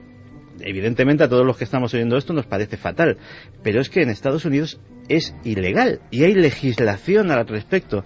De hecho, legislación que proviene de los años 40, de justo los albores de la Guerra Fría, porque lo que se pretendía evitar era que se dieran en Estados Unidos situaciones como las que se habían dado en la Alemania nazi o se estaban dando en aquel momento en la Rusia de Stalin, en que tremendas maquinarias propagandísticas eran lanzadas sin ningún tipo de miramiento contra la población del propio país. Entonces hay leyes en Estados Unidos que hacen absolutamente ilegal que los servicios de propaganda militares actúen sobre los propios ciudadanos norteamericanos. ¿Qué está sucediendo? Pues lógicamente ha habido destituciones, una investigación oficial, el escándalo está servido, Rolling Stone está marcándose pues uno de sus mayores tantos periodísticos, que siempre ha sido, a pesar de ser una revista que ha destacado por su tratamiento de temas musicales, etcétera, etcétera, ha sido una revista con un periodismo de investigación envidiable a lo largo de toda su historia. Santiago, y que ya ha puesto en serios problemas a la administración norteamericana en otras ocasiones. Efectivamente. No hay más que recordar el pasado mes de junio, por un artículo de parecidas características, se acusaba a Stanley McChrystal, al general, al comandante en jefe de las tropas en Afganistán, precisamente, en fin, que estaba llevando a cabo todas las operaciones de guerra. Se le acusaba, bueno, no se le acusaba, se le entrevistaba y se daban unas declaraciones donde él, digamos que minusvaloraba muchos capitostes del gobierno norteamericano, entre otros a Joe Biden, al vicepresidente, que, bueno, él fingía que no lo conocía, que era como poco más o menos que un cero a la izquierda, y todo aquello costó que a este comandante en jefe le sacaran de Afganistán, y fue por Rolling Stone. Y adivina quién hizo aquella entrevista: Michael Hastings. Por cierto, Santi, Javier, escuchando esta información, claro, creemos perfectamente en la operación MK Ultra, en la operación de visualización o de psíquico, o sea, cabe perfectamente en un umbral tan claro, frágil, lo que no sabemos es qué técnicas se han aplicado. De manipulación mental. Claro, no sabemos qué técnicas hasta qué punto de refinamiento, si el MK Ultra es de hace 40 años. La cosa es seria porque, por ejemplo, sin ir más lejos, entre las, entre comillas, víctimas, estaría un candidato a la presidencia, como era John McCain. Es decir, a John McCain es uno de los nombres citados. Estaba el almirante Mike Mullen, que es ni más ni menos que prácticamente el responsable casi absoluto de la defensa estadounidense en estos momentos. Es decir, estamos hablando de personajes que están muy altos en la cúpula civil, en la cúpula militar, que intentar torcer su voluntad es un delito democrático de primer orden. Es decir, estaríamos a una magnitud diferente, pero en cuanto a la gravedad, algo muy parecido al escándalo Watergate. Es decir, lo que se le pidió hacer a esa unidad es como si mañana un presidente del gobierno que sea en cualquier país le pida a su servicio de inteligencia que espíe a la oposición. Es decir, es algo que raya lo dictatorial. Y ha pasado esta semana. Esta semana se ha descubierto algo que también es asombroso, ya que mañana cuando se dan los Oscar, ¿no? Mañana es la ceremonia de los Oscar. Y cuentan, no sé qué os parece, que el 3D es uno de los anzuelos de salvamento del cine, porque el cine estaba pasándolo bastante mal. En España especialmente, ya lo sabemos todos, pero a nivel mundial incluso la afluencia a las salas ha bajado, están buscando nuevos formatos para intentar que el público vuelva a reengancharse con el cine. Todavía que no sea Hollywood, tan fácil copiarlo y que se ponga a través de internet. Exactamente, hay muchos problemas con todo esto. Entonces el 3D surgió también como una posibilidad de que es muy difícil, que todavía ocurrirá, pero yo no sé si han funcionado mucho o no, nos pueden sacar de duda nuestros amigos los televisores con 3D, porque no hay tanta emisión para 3D. Avatar ha sido el gran paso del 3D, lo ha dotado de un éxito tremendo, y fijaros la noticia que nos llega, porque uno nunca deja de quedarse boquiabierto ante la actualidad. Santi, parece que los nazis ya experimentaban con las 3 dimensiones del cine. Los nazis. Yo no sé cómo eran esas películas, si hacían falta las gafas, para qué. Imagino que el tema de la propaganda tiene mucho que ver, pero me parece algo absolutamente increíble, y se ha descubierto esta semana. Sí, y además es de esas historias que también nos da la reflexión de cuántas cosas guardadas en lugares que no sabemos que están permanecen olvidadas a la espera de que alguien las recupere. Un cineasta australiano, Philip Mora, se encontró en un depósito una serie de películas, de rollos de películas. O sea, una vez más, un hallazgo casual. Sí, él iba a hacer un documental. Sí. Iba a hacer un documental sobre los nazis, y en uno de los archivos se encuentra una serie de películas. Iban a hacer algo de Elvis, y se encuentran uno de Roswell, aunque sea falso, pero es que siempre es una historia. No, iban así, a hacer un documental sobre nazis. Ajá. Y se encuentra una estantería que está rotulada películas espaciales. Claro, películas espaciales, todo el mundo se imaginaba... No especiales, sino espaciales. Espaciales, claro, todo el mundo se imaginaba, pues serían películas del espacio, de ciencia ficción, de temática astronómica, vaya usted a saber qué. Lo que nadie se imaginaba es que ese espaciales se refería a que eran tridimensionales, que daban una sensación de profundidad. Y entonces se encuentra con estas 2 filmaciones que son, parece ser, patrocinadas por el Ministerio de Propaganda de Joseph Goebbels, y que lo que intentaban era experimentar con esto. Una de ellas, la verdad es que el contenido... sí, el contenido es decepcionante. Sí, es bastante decepcionante. Una de ellas es una especie de Oktoberfest gloriosa germana con salchichas y cervezas y este tipo de cosas. Eso en 3D. Sí, eso en 3D. Con un título muy elocuente que es tan real que casi lo puedes tocar. Sí. Eso lo decían los nazis. Sí, ese era el título de esa película, y otra que era... Es tan real que casi puedes tocar una salchicha alemana. Año 36. ¿No? Año 36. Año 36. Y luego hay otra película también que se titulaba 6 chicas en un fin de semana. En fin. Sí, que estaba además protagonizada por las grandes estrellas de la UFA, de la productora cinematográfica estaba del la UFA régimen. Detrás. Sí, entonces allí estaban de fin de semana, vaya a saber en qué escarceos esas 6 bellezas, pues en 3 dimensiones. ¿Y se sabe si hacía falta algún dispositivo tipo gafa azul y roja? Lo que se piensa es que se hacía con 2 cámaras a las que se les ponía delante un prisma, y eso es lo que daba ese efecto de tridimensionalidad. Y, hombre, la noticia a mí me parece especialmente interesante porque Philip Mora, como en la noticia anterior con Rolling Stone, también tiene antecedentes. Él hace unos años descubrió unas imágenes inéditas filmadas por Eva Braun, en las que, en color, no sé si las recordáis, se dieron en todos los informativos del mundo, en las que se veían escenas de la vida del Führer también domésticas y inéditas.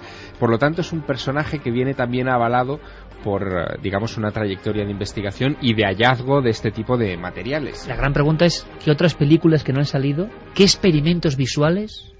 Películas espaciales. Vete tú a saber con qué rótulo están las otras. Pero fíjate que nos sorprendemos, pero no debería sorprendernos tanto. Va un poco con la tecnología desconocida nazi. Claro, y la conocida. Estamos en 1936. En 1936 fue también la Olimpiada de Berlín, y la Olimpiada de Berlín fue el primer evento deportivo cubierto por la televisión. En el 36. En el 36 los nazis tenían cámaras de televisión y en circuitos cerrados a lo largo de todo el complejo olímpico se televisaban las pruebas deportivas. Y hasta, bueno, prácticamente 20 años después no hubo televisión en España. 20 años antes la había en Alemania.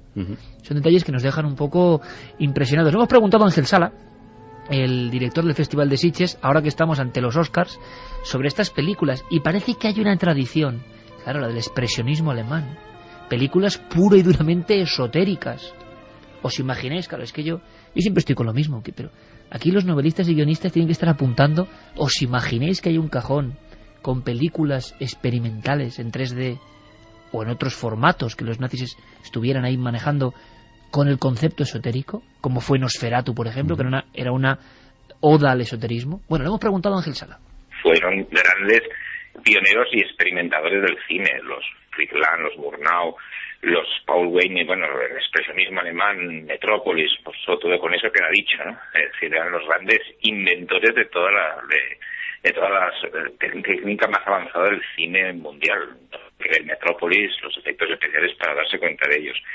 Y bueno, se siguió experimentando en la época nazi, evidentemente en los estudios UFA sobre todo, y sobre todo por el apoyo de un incondicional del cine, Goebbels, uno de los líderes del partido nazi, que utilizó el cine en cierta manera para controlar al pueblo alemán, pero también porque era un apasionado de esta técnica y experimentaba continuamente.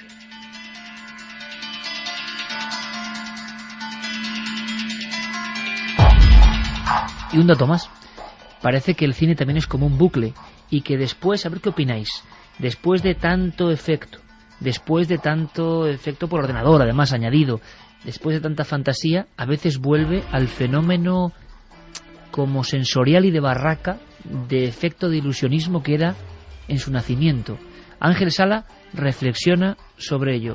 No sé si estaréis de acuerdo o no. Mira, el 3D es un procedimiento, hay que tener en cuenta que el cine nace en la barraca, es un espectáculo de feria, un espectáculo relacionado con la magia. Los primeros cineastas son casi magos, y daros cuenta, por ejemplo, que Méliès, que es el gran inventor, casi se considera uno de los grandes inventores del cinematógrafo, realizaba unos cartones vivientes que se llamaban, que eran imágenes superpuestas que daban una sensación de relieve.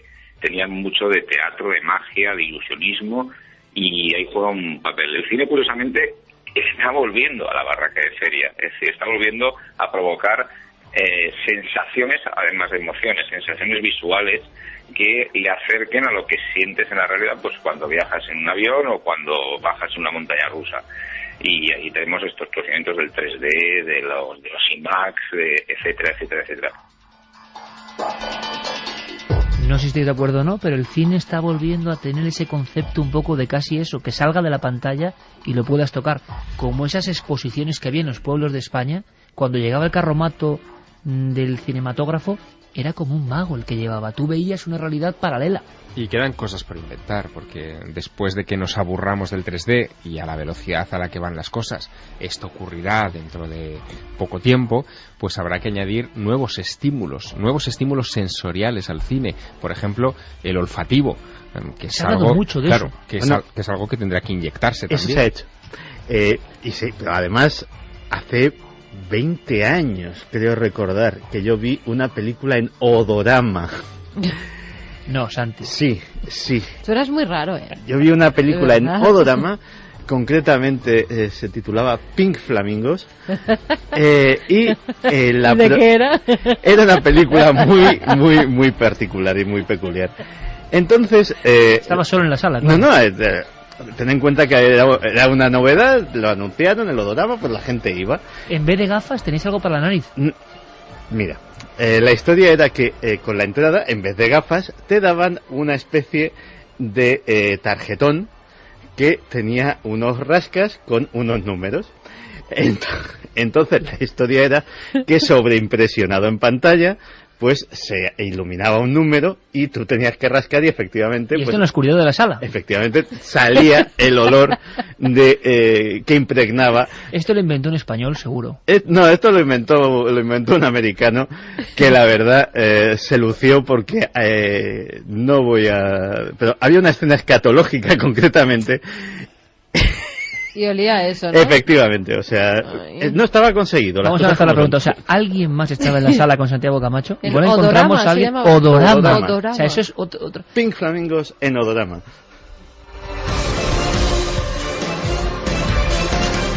En fin, es lo que tiene Milenio, que a veces estas noticias también son importantes. Pero era una sala normal de cine, ¿no? No era calificado de esta raza. No, pues a lo mejor, hacer la torta y media, pero a lo mejor era un cine de estos de arte y ensayo, estilo Los Renoir, este tipo de cosas. Pero... Vale. ¿Alguien recuerda algo de eso? O sea, hay unas vías de contacto importantes. Por cierto, esta semana también, un elemento que ha subido por las webs y ha llegado a las páginas de los periódicos de papel, tiene que ver con el SETI. Y de nuevo una historia de mensaje, de señal. Es curioso porque hace unos días, yo creo que la semana pasada, decían que iban a hacer un nuevo SETI que se iba a llamar METI, porque al parecer pues las señales que mandábamos al espacio pues que no se entendían y que entonces iban a hacer como un vocabulario universal para que hasta los extraterrestres las comprendieran. Bueno, pues esta misma semana decían las noticias que un telescopio de la NASA ha captado una señal anómala del espacio. Al parecer, esa señal estaba marcada en una de las páginas diciendo no estamos seguros de qué provocó la señal. Existe la leve posibilidad de que haya sido producida por inteligencias extraterrestres. Eso es lo que marcan justo al lado de la señal anómala. O sea, tipo señal wow. Eso es. Aquí está. Y continúa diciendo, los colores brillantes en el fondo azul indican, eso en la página web dando la explicación, indican en el fondo azul que una señal anómala fue recibida aquí en la Tierra por un telescopio. Y ahí tenemos la señal, que comprenderán ellos, porque aquí lo que se ve es como un fondo azul con muchísimas estrellitas, parece ser, y una línea. Esta semana, además, se contaba, Javier, un hallazgo impresionante, uno más, ¿no?, del espacio. Creo que 20 millones de tierras, si no me equivoco, que pueda haber en nuestra galaxia con los mismos condicionantes exactos para la vida que el planeta azul. Unos 20 millones solo en nuestra galaxia, en esa pequeña porción del océano cósmico. Y también se hablaba hace 10 días exactamente de la aparición de otros planetas girando en torno a soles con el mismo comportamiento que nuestro sistema solar.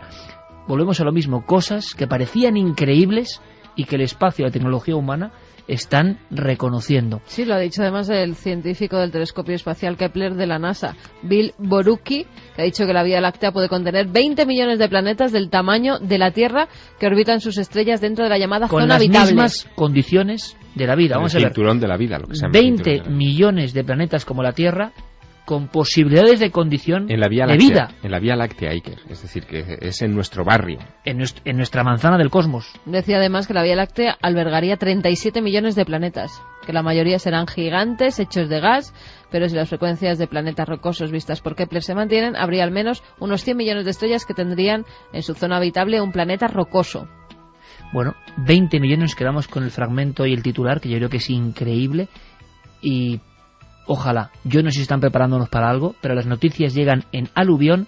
Lo que no llegamos a saber, y lo vamos a intentar descifrar, aunque sean titulares con Santi Camacho, con esta música terrible y a la vez maravillosa, de Kraftwerk, de Model, ¿no?, el modelo, algo de Anonymous. Se ha puesto este término también muy en boga.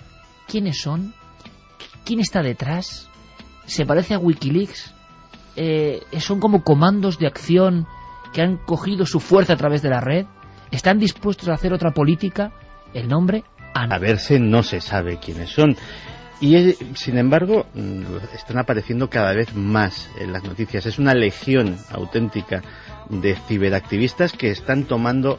Ciberactivistas o activistas sin el ciber, porque iba a decir que están tomando al asalto la red, pero están tomando también al asalto las calles. En muchas ocasiones hay manifestaciones físicas en las cuales podemos ver a cientos de personas con estas máscaras sonrientes que ya son características.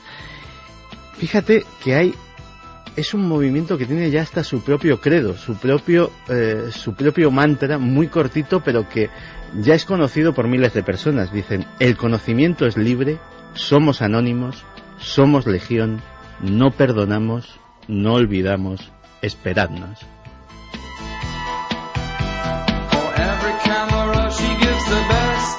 ¿Cómo suena con esta voz de Kraftwerk, Pues sí, y básicamente en estas pocas líneas está concentrado lo que es toda la ideología del movimiento. La fuerza es el número y el anonimato.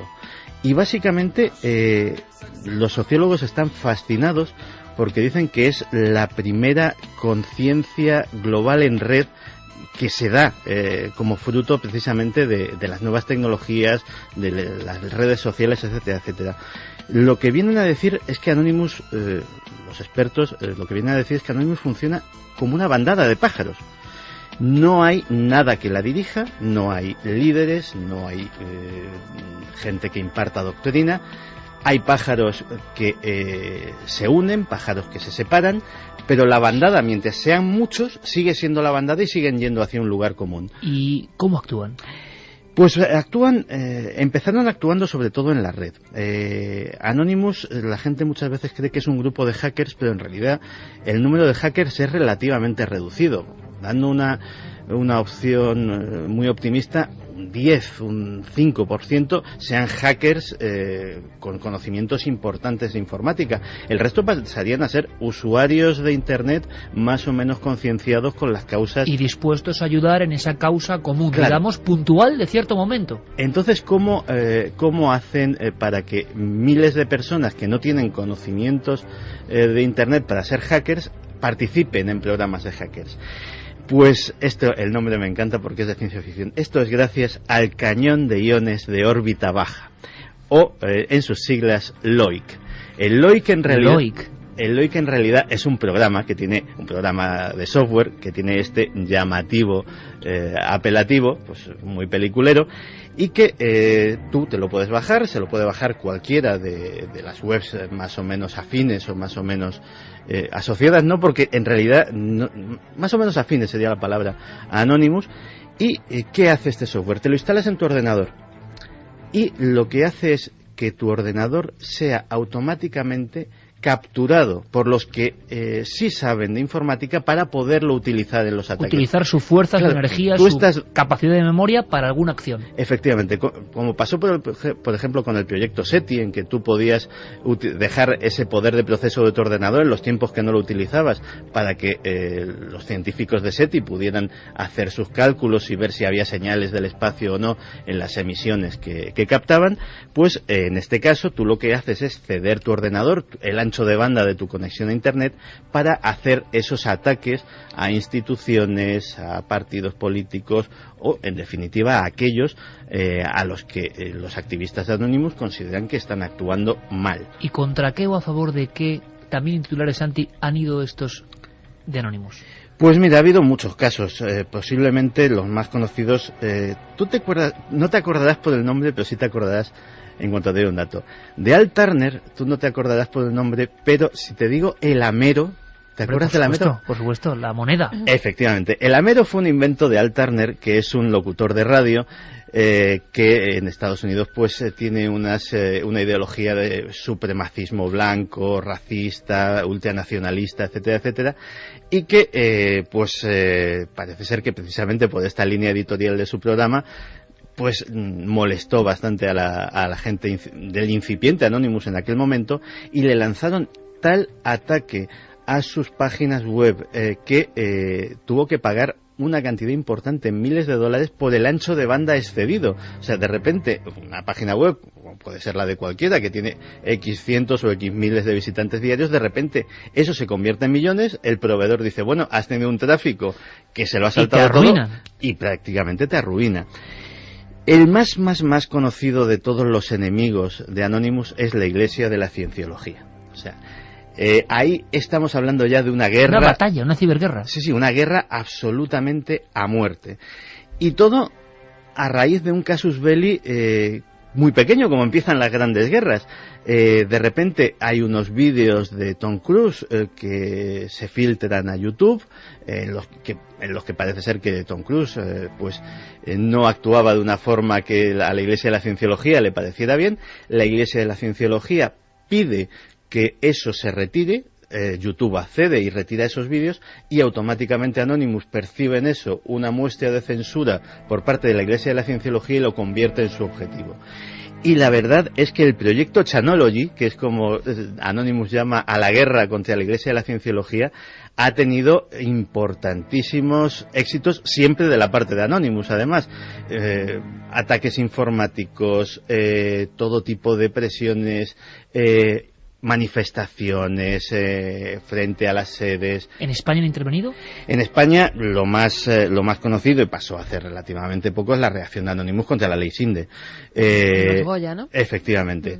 El ataque, y los ataques cibernéticos. Ataques cibernéticos contra las sedes del Partido Popular, del Partido Socialista Obrero Español, de la SGAE, de la Academia del Cine, y evidentemente en la gala de entrega de los Goya, pues una manifestación de unos cientos de personas ataviados con las famosas máscaras, que son máscaras que proceden de la película basada en el cómic de Alan Moore, V de Vendetta, en las cuales se representa a Guy Fawkes, que es un personaje inglés que protagonizó lo que se llamó el motín de la pólvora, que básicamente era un plan anarquista, de alguna forma, para volar el Parlamento británico.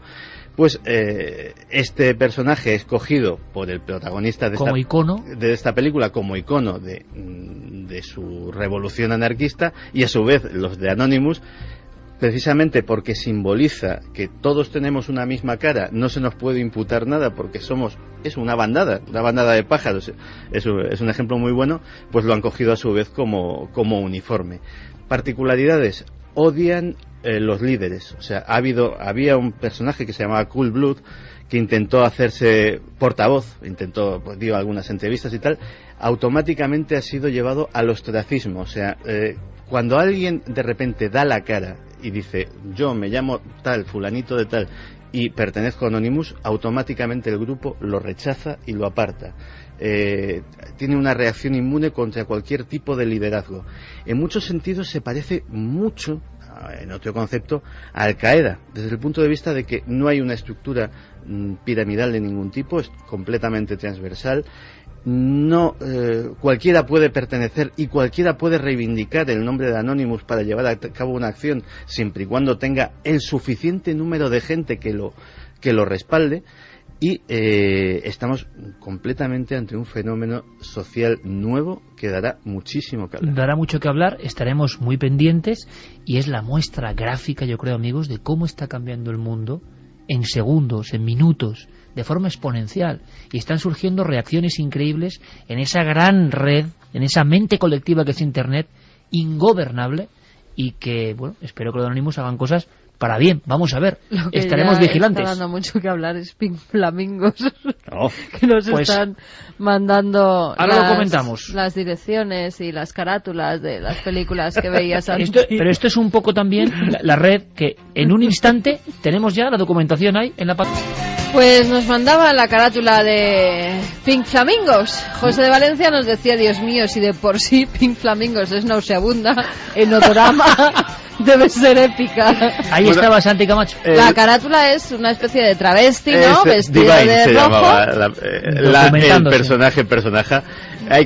En mi disculpa hay que decir, los 80 fueron una época muy rara, muy mamarracha, muy extrema. De nada, no hace falta. Pero por eso Santi tiene ese bagaje, luego nos enseña. Un travesti con una cabeza de cerdo en sus manos y... En Odorama. Xavi de Madrid, Dios mío, Pink Flamingos. Oye, una película la historia muy perturbadora, cine de culto con trash. La protagonista era un travesti escatológico, encima con olor. Vaya experiencia. Un saludo, amigos. Y Santi, yo lo veo a Santi solo en una sala oscura y turbia, solo rascando los números. Oye, yo no pensaba que Wikipedia pudiera tener una entrada de Pink Flamingos. Acabo de encontrarla, y la tal o el tal Divine estaba considerado, dice la Wikipedia, como la persona más inmunda del mundo. Sí. Por eso cobra fuerza la imagen de Santi ahí la viéndolo. próxima vez no digas el título de la película que fuiste a ver. Diego desde Palencia nos dice: el amigo es el videojuego. La RI 7 también tenía un sistema de tarjeta con olores que no triunfó mucho, pero era curioso, sobre todo el olor a pescado podrido. Encima olores agradables, ¿eh? Estaba muy bien, sí. A ver. Decía yo de niño, escuchaba sonajeros y un bebé llorando y me daba miedo contarlo porque el niño no lo veía. Ya de adolescente descubrí, y ahí se nos cortó el mensaje. Otro es para Ana Rincón, que nos decía: tengo una prima de 3 años que desde hace unos meses le dice a su madre que está jugando con su amiga cuando está sola en su cuarto. Habla con ella como si realmente tuviera una conversación con alguien, como si estuviera jugando con una niña que solo ella ve. La verdad es que llega a dar miedo. También nos decían: tengo 2 problemas. Uno, me toca de guarda solo en la fábrica más tétrica de toda Sevilla. Y 2, mi hijo va a cumplir 3 años y su madre, de pequeña, hablaba sola.